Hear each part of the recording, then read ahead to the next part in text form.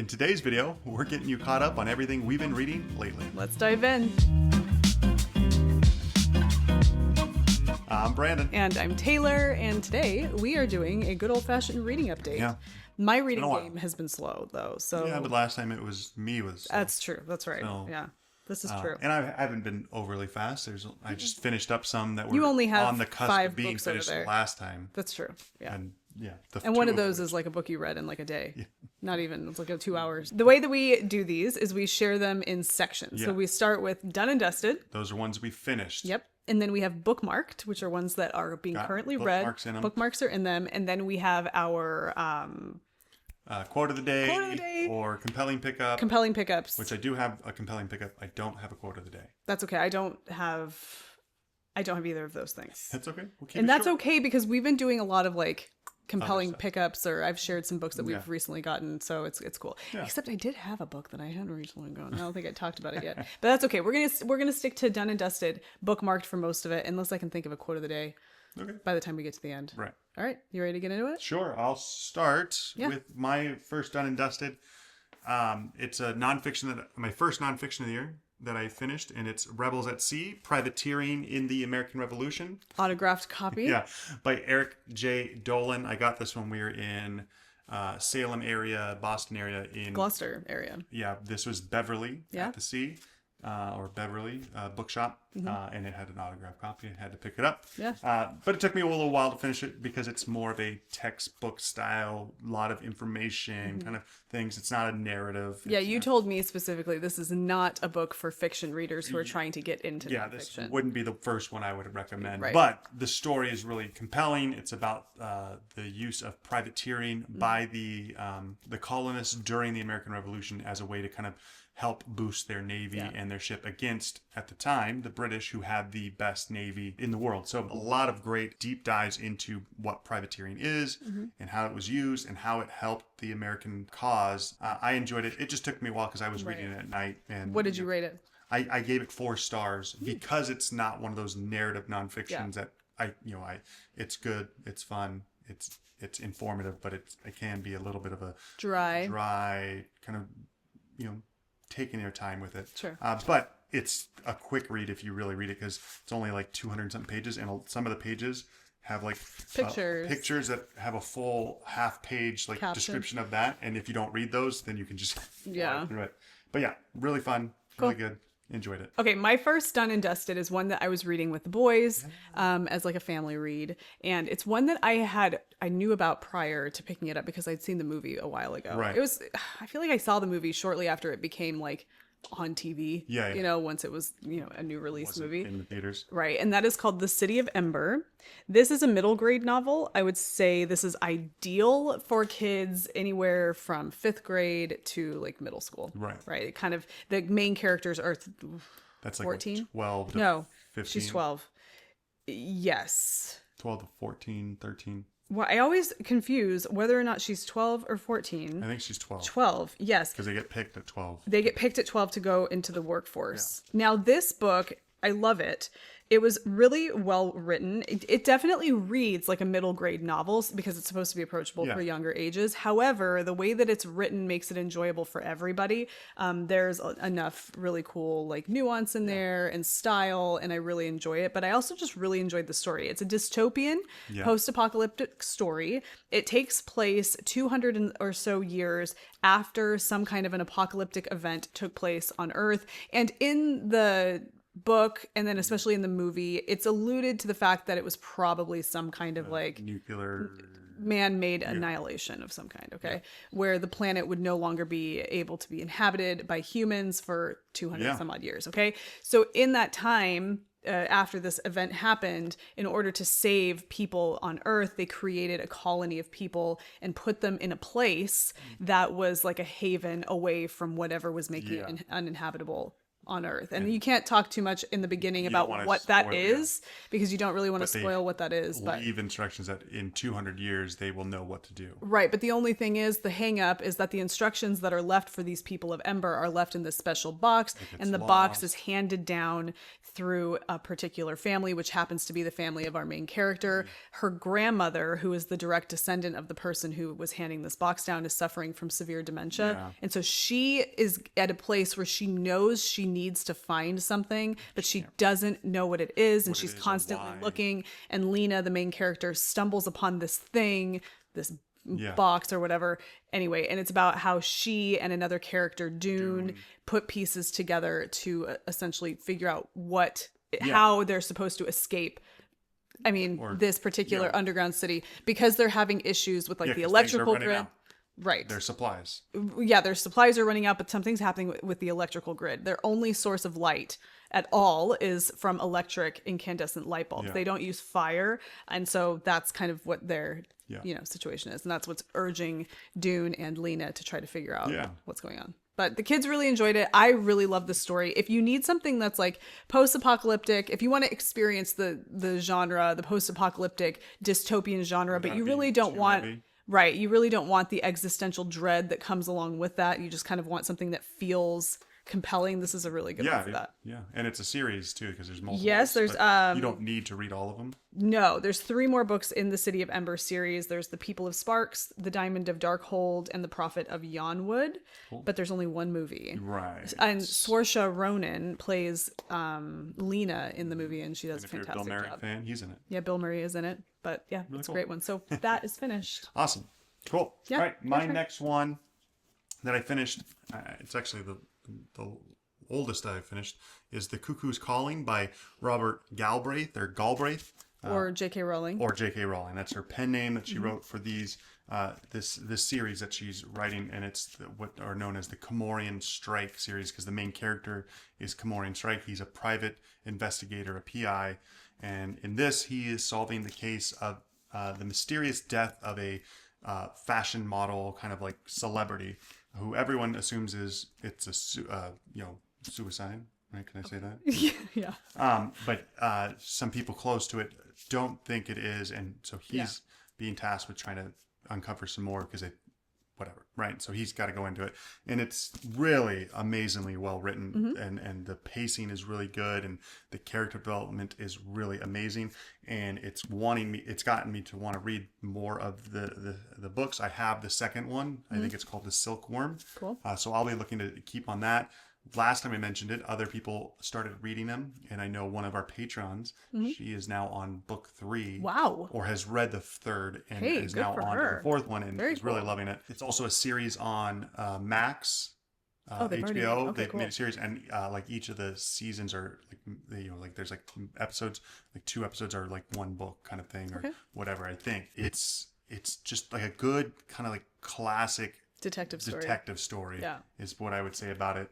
And she does a really good job of writing these characters and developing them, and the people, the main character Comorian and who will eventually become his assistant or his secretary, Robin. They work well together. Cool. Really fun. The Cuckoo's Calling. Okay. By Robert Galbraith. Yeah. Now, I gave it 5 stars, by the way. Yes. It was great. You have another done and dusted. Yeah. So go ahead and do yours, because I don't have any others. So I think I finished Rebels at Sea. Okay. And then I had a day off. Yeah. From school, from work, and we had just filmed the little novellas book, and one of my goals for the year novellas video was to read some classics and sprinkle in classics. Right. And one of them in the novellas was this one, Of Mice and Men by John Steinbeck, and so really quick, what did you rate it? This I rated 5 before you tell us about it. 5 stars. 5 stars. Okay, interesting. Why? I just was curious to know before you say anything about it, like if it was a... No, it's a really short little book. I read it in one day. I kind of had the whole day. Yeah. Read it in the morning, read it while I was waiting to do some stuff, read it while I was waiting to pick up the boys from school. Really enjoyed it. It's just a story about 2 guys that are kind of they're working as like farm hands or whatever, and they're going from town, and they're trying to just make some money to eventually have a place of their own. But one of the guys is a really kind of big giant guy. He's really strong, but he's not all there. He's kind of dim-witted and smart, and he doesn't remember things, and he has an issue where he likes to like touch things. So he carries around a mouse, wants to pet it, but because he's so strong, he often kills these mice and whatever. Gets in trouble in places because he's grabbing people's like doesn't dresses understand social cues. Yeah, and so he gets himself in trouble. Yeah. And the other guy he's kind of like his wrangler, kind of. He kind of feels like he has to take care of him. But in such a short little book, the story that is told of these two guys in this situation in this little time period, it's about like I want to say about a month maybe or less, is gut wrenching a little bit. You get involved. You're connected to these characters, and you feel for them, and you understand what's going on. And I really enjoyed it. I thought it was well written. Cool. Yeah. Well, good. Yeah. So I'm sure it's a classic, and so I met one of my goals. Yeah, for sure. Especially, I mean, Mice and Men is very much a popular classic. Yeah. So yeah. Cool. Fun. Makes me want to read some more because I've read this is now my second. You want to read more John Steinbeck? Yeah, this is my second. John Right. Steinbeck. You've read Cannery Row. Other people have said East of Eden, Grapes of Wrath. You picked up Travels with Charlie, which is nonfiction. Right. So yeah, I'll be looking to dive some more. Travels with Charlie is considered nonfiction, but you find it in the fiction section or the literature section at like Barnes and Noble. Yeah, I think it's just to kind of keep it together so people don't miss it. Yeah. And I don't know if anybody would say that it. Yeah, I suppose. Because it's him traveling with his dog. Yeah, I guess like people who try to curate book collections probably just assume that people will miss it if they don't look for it in a John Steinbeck's section. Yeah. Right. So cool. All right, so that is your last done and dusted. Yeah. Right. Okay, so let's go ahead and move on to Bookmarked. I'm just gonna go ahead and start with this. So I am reading the Murderbot Diaries by Martha Wells, and I am on the third, which is Rogue Protocol. This one here. I finished. Did I talk about the other one that I finished? I don't. Pump the Brakes. I actually do have it done and dusted, and I forgot because I thought I had already talked about this because it's connected to one of my bookmarked. This is Artificial Condition, which is the second book in the Murderbot Diaries by Martha Wells. This is it here. I finished this, I want to say about 2 weeks ago. Yeah. And this follows Murderbot. Now, if you're not familiar with this character from this series, and you've not read the first book, which, I mean, it's all very much a likelihood. If I tell too much about this, I feel like it doesn't necessarily spoil the first one, but it's about they call him a construct. He has organic parts that have been cloned from other humans that are paired with inorganic robotic type droid parts, but he otherwise has like a human form, and when you look at him without seeing some of his more robotic parts, you can assume he's just like maybe an augmented human or a human in whatever. Right. So it's in the future and it's off world, right? We're talking about like intergalactic, right? Anyway, this character of Murderbot is very introverted, has social anxieties, and just wants to watch his shows and be left alone because he doesn't know how to interact with humans, which I think is fantastic. Yeah. So the character itself is really interesting to read about and relatable to a certain extent. The story and what happens with this character is kind of like him trying to figure, and again, he doesn't have a gender, right? He doesn't have any but it's a male kind of like whatever. But he's trying to figure out information about something that happened in his past that I think he's realizing was traumatic for him because of something he did. And in the first book that you read, you're getting a little bit of insight into that. In the second book that you read, you're getting a lot more insight into that as he begins to want to know more about this event, and he gets help from other characters that are non-humans or that are droids of some kind, and learns more about this particular thing. And then now in the third book, which I'll talk about in a little bit, he's furthering his kind of mission to find out more about this past of his, but all of this is underpinned with his inability to really function with humans very well because he's just so introverted and awkward and doesn't have those obvious human social cues that a human would. So it's really interesting. I'm enjoying it so far. The writing can be hard to parse.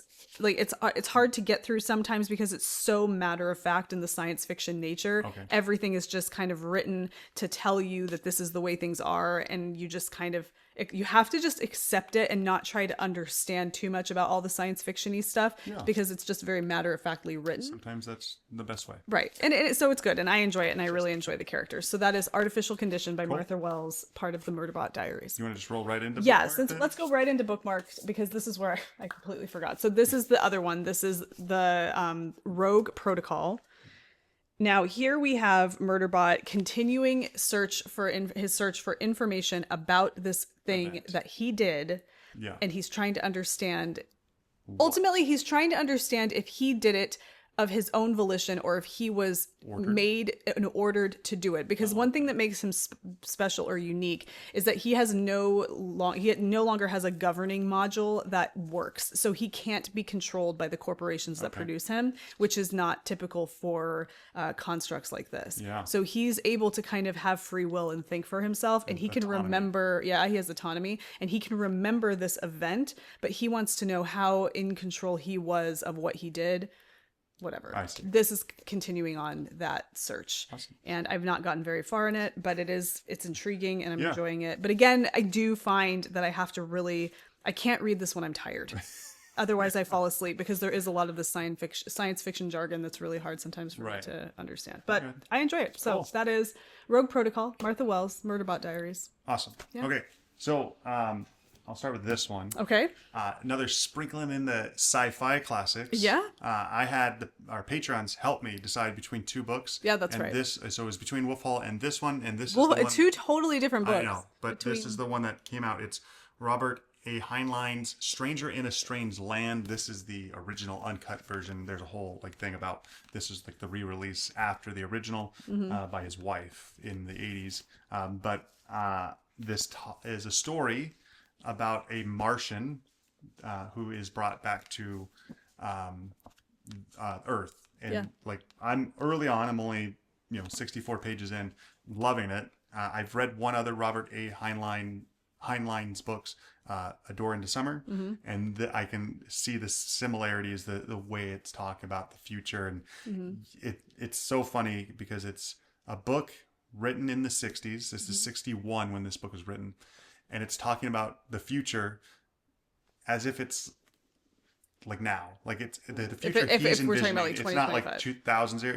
It's from what I gather, it's around our current time period. Right. So things are similar but not, and it's more like you said. It's more like the Jetsons. Yeah, it's more like the Jetsons. So it's like a 50s era futuristic now, and the way the characters interact and talk, it has that cadence. It has that kind of linguistic quality. The lingo is kind of very 50s 60s era, and kind of some of the things, there was a scene I was telling you about today where they're watching kind of what is a television / radio thing, and there's a commercial advert that reminds you as if you watched I Love Lucy or those kind of areas. Yeah, it's classic TV ads. Ad. This is brought to you by Wise Girls, which is a birth control lozenge. Yeah, so really fun. I'm enjoying it. I'm intrigued to figure out what the man from Mars and his whole role and what that's going to evolve into.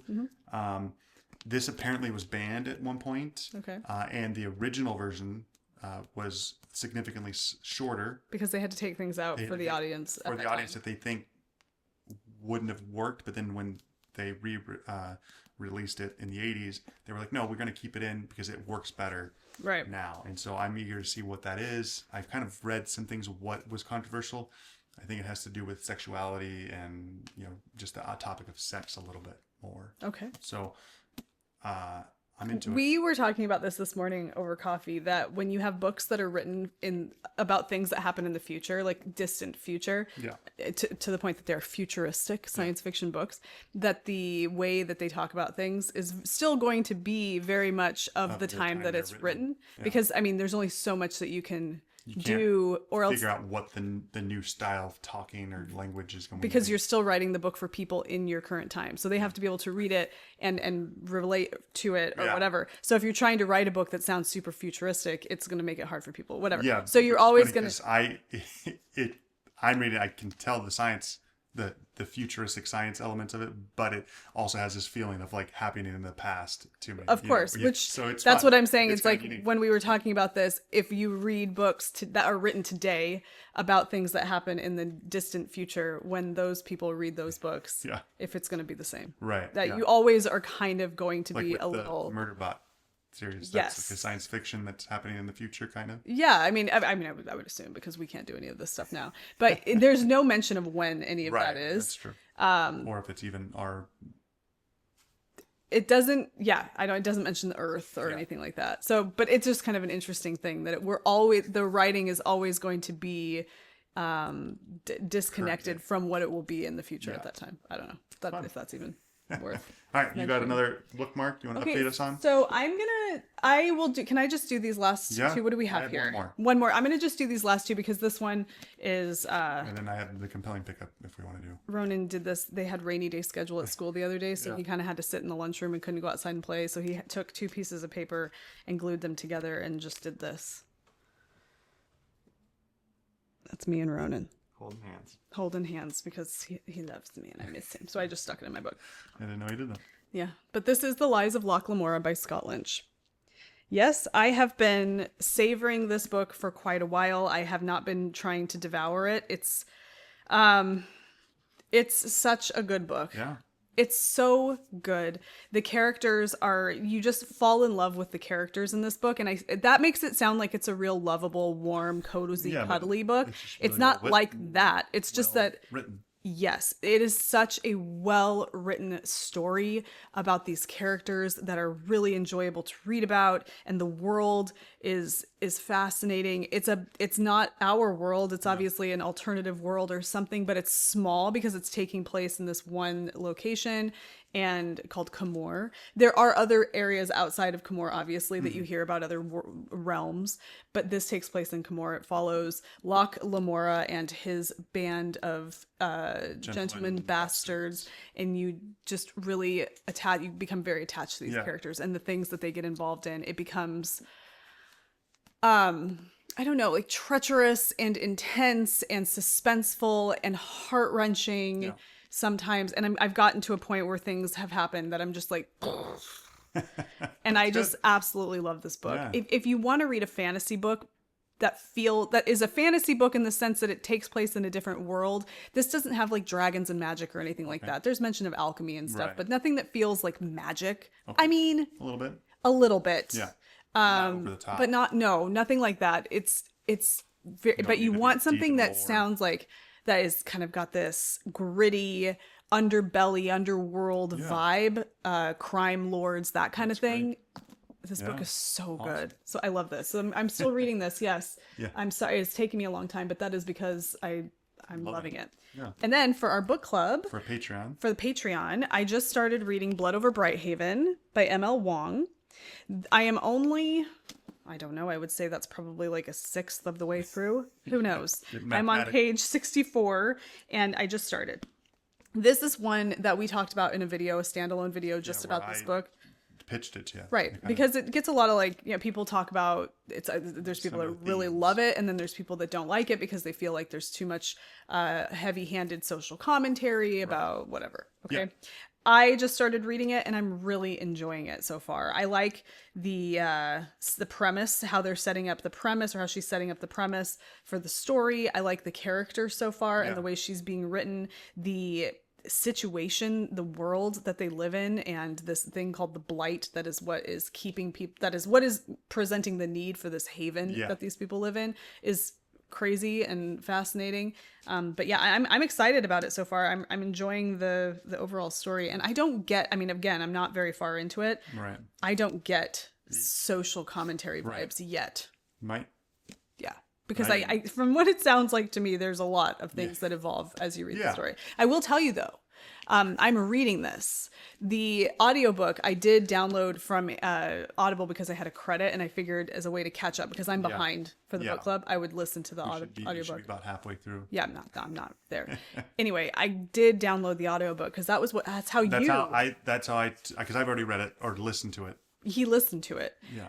I couldn't do it. I know. I didn't get any of this until she mentioned it while we were in the car listening to it. I feel like on our live video on Patreon, I feel like I probably ruined it for some of our people. Somebody commented that they missed the live, so they were watching it now, but they will now not be able, they're listening to it on Audible. Now they're not going to be able to listen to it without hearing. Were they mad? No, they were just laughing. Oh, okay, good. Because there's something... breathy. I do not like breathy narrators. Women is who do this. I mean, only because that's who I hear. I mean, there may be some male. Can you do some breathy? Can you get breathy? I can't do breathy. He doesn't do breathy. I think that just because, okay, for a woman to read something with drama, that does not need to be breathy. Like, there's nothing about that.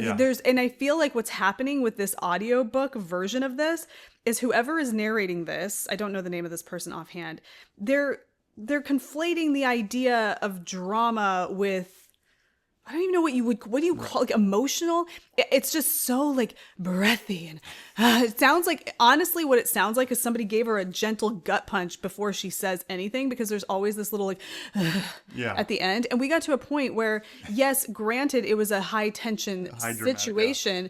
And she's, like, talking through it. Like, at the very end, at the culmination of this moment, it sounded like she was, I know, having a great time, right? In that kind of way. And I just was, I couldn't do it. And so it's interesting to me that you listened to this whole. I didn't pick up on that at all. But then when I brought it to your attention, I could hear it because you were also adding your extra only flourishes.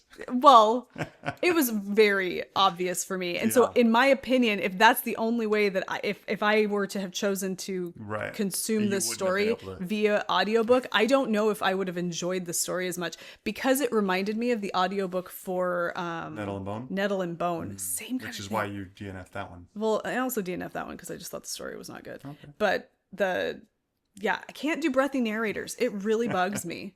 Yeah. So that's right. But I am not listening to it. I am reading it in the way that I have chosen to read it. I feel is no not orgasmic. No, it's not orgasmic, and I feel like it's much more. I feel like it ought to be read in a much more just. For sure. I don't know what this means. Just right through. Right. But I don't know. I enjoy it. I really like the way that magic is produced in this. Yeah. People give it flack. They say, oh, it's, it's too much. So you don't need to explain so much of it. I think it's interesting. It has what our Patreon said, it has like a computer science kind of code. Yeah. Right. It's cool. Which is fun. It's cool. It's good. I'm liking it so far, guys. It really. Oh. Yeah. This is not dark academia. Whoever thought that this should be categorized, again, I've not read much of it, but I feel like you don't. For our genre, that's what we chose this for, dark academia, because that's what it said it was, and we chose it like, okay, hey, it's dark. This is not dark academia. Post dark academia.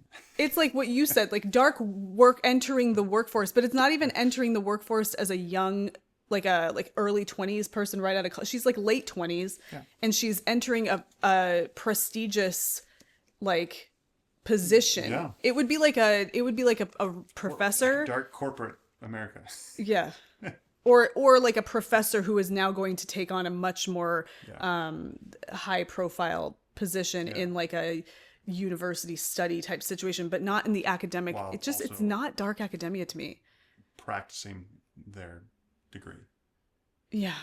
I don't know. If you've read this, you might completely disagree with me, but I don't get dark academia vibes from this. So if you are put off by the idea of dark academia because it feels very young adult or it feels very whatever, this isn't that at all, in my opinion. Yeah. So don't let that hinder you. But I enjoy this. I'm enjoying this. Good.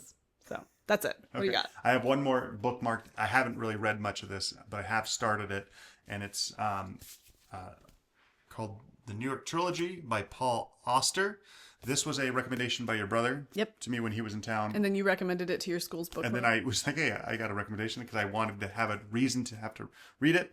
And you want to avoid any of the other really crappy choices that were coming up in that book club? Yeah.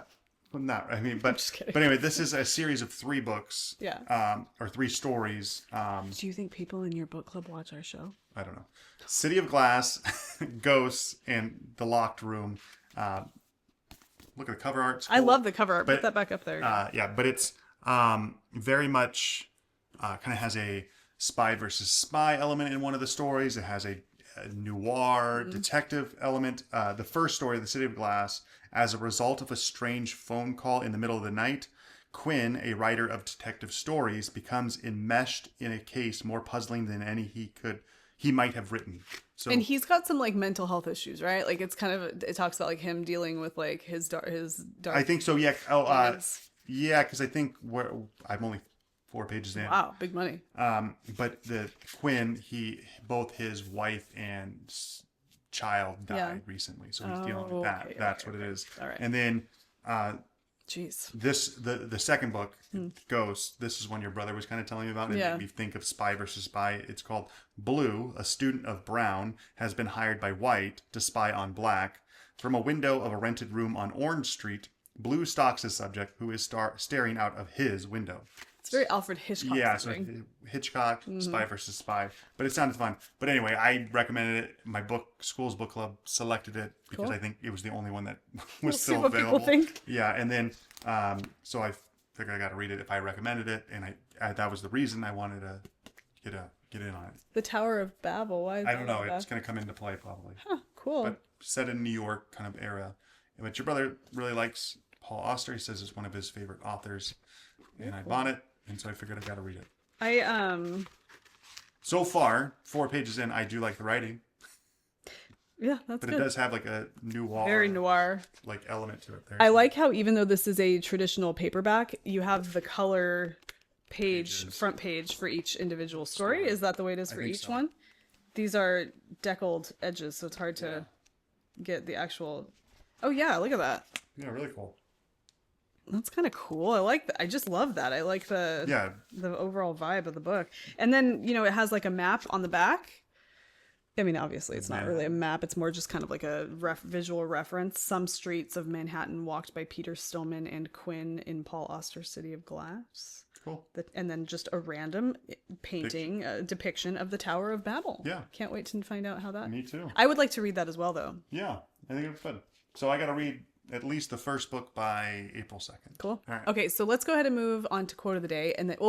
Let's do yours. Compelling pickup? Yeah, compelling pickup. I have my quote of the day, but let's do your compelling pickup first. Okay. A while ago, I saw a quote by Stephen King that mentioned this book, Fever House by Keith Rawson, as it being a really cool kind of horror thriller. I'm a fan of Stephen King. He says something that's great. Picked it up. I've been seeing it. But it's this cool book about when leg breaker Hutch Holtz rolls up to a rundown apartment complex in Portland, Oregon to collect overdue drug money. A severed hand is the last thing he expects to find stashed in the client's refrigerator.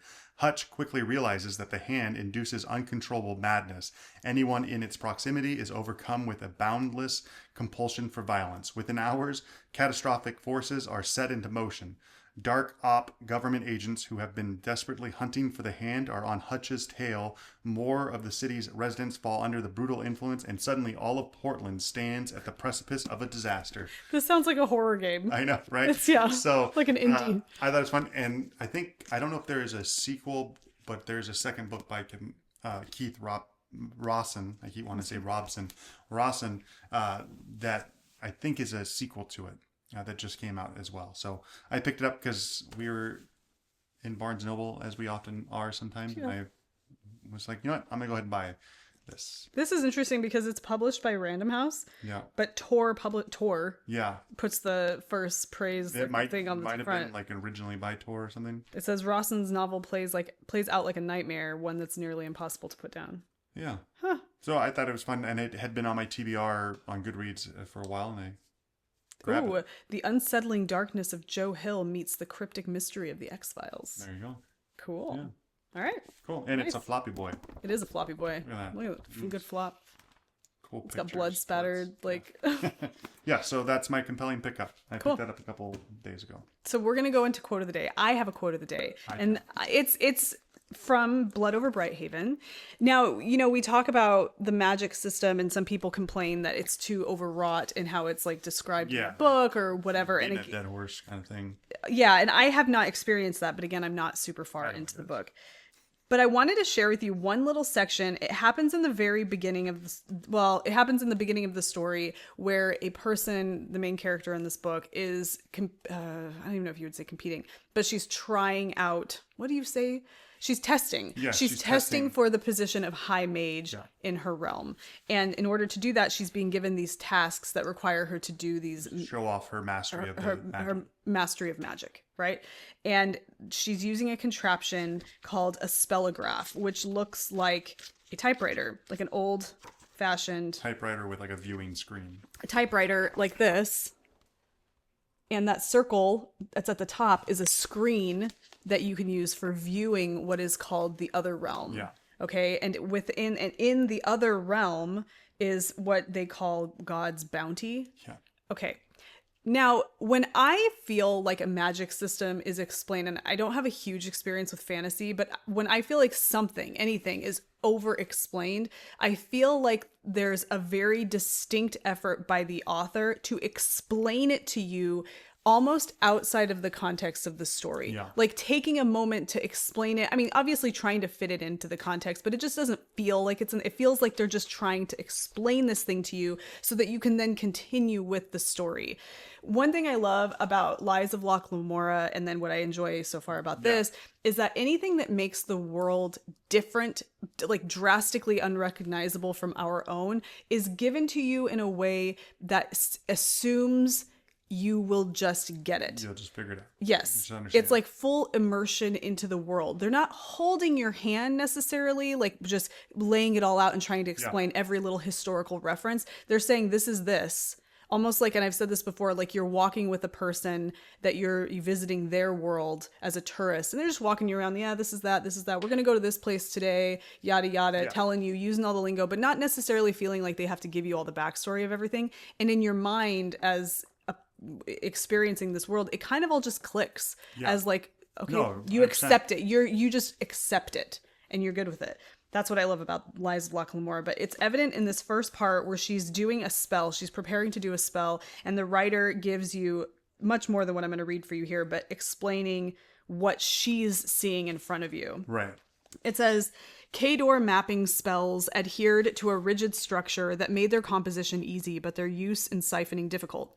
When Siona activated the mapping spell, the other realm filled the coil before her in glowing white and gray, but inevitably, the simplicity of the K-Door method produced a subpar view of God's bounty. White shapes crawled and shifted in the gray, indicating potential energy sources, but all were ill-defined. In Siona's preferred mapping method, those energy sources came up crisp, bright, and easy to pinpoint. This was like looking at lantern lights through a thick fog. Now, that's the first time I get any experience with the magic system or the spellograph, but it's given to me very like jargony, but in a way that's like, yeah, this is happening. And I'm just like, got it. Right. I feel more like I can talk about that, like I just did, to like somebody who wants to know about how this magic system works, than it would be if somebody tried to break it all down for me, like what the K-Door method is, who was K-Door, why do they call it God's bounty, what is the other realm. If you had given me all of those answers up front, I would have been like, okay, I'm done. No, I'm done. I can't. Just tell me and trust. Information overload. Right. And so that is one of the things I really appreciate about what I'm getting from this so far, and another reason why I really like the Scotland book. But I thought that was good to share. Yeah, so if you're 100%. Afraid, or if you feel like people are criticizing Blood over Brighthaven because the magic system is overwrought, if that's how it's being given to you, which from what you say, that is pretty much how a lot of it is, I think that's, in my opinion. I think it just I think some people say they just she'll continue to do that. I wonder, and I know we're kind of going off now, but because she's a very like nuanced character, or she has like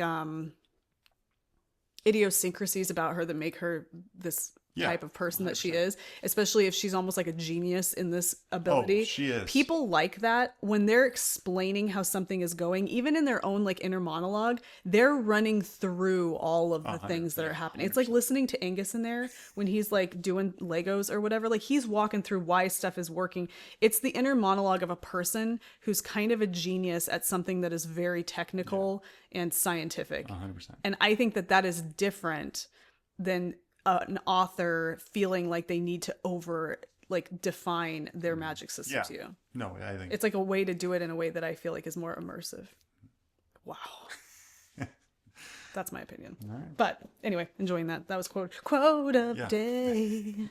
That's our update. Yeah, that's it. That's our update. Hope you guys enjoyed it. Took some ideas away from. And we will be heading over to the after show. Yeah, we have an after show to talk about some stuff on Patreon. Mm-hmm. So if you want to see what else we get into and get into the ramblings that we do after, more of the Patreon after show, little additional content. You can help support the channel, support Brandon because he's over there on Patreon. That's his corner of the good books lately. Right. Well, that's my baby. Yeah. But so we'll be doing that. Have you read any of these? Yeah. Have you read any good books lately? Yeah. Give us some info down in the comment section. What you've been reading. Yeah. What you thought. We love love the comments we get. We read them all. We read them all, and we love them. So thank you guys. Yeah. All right. You guys have a great day. We'll see you in the next one. Bye. Bye.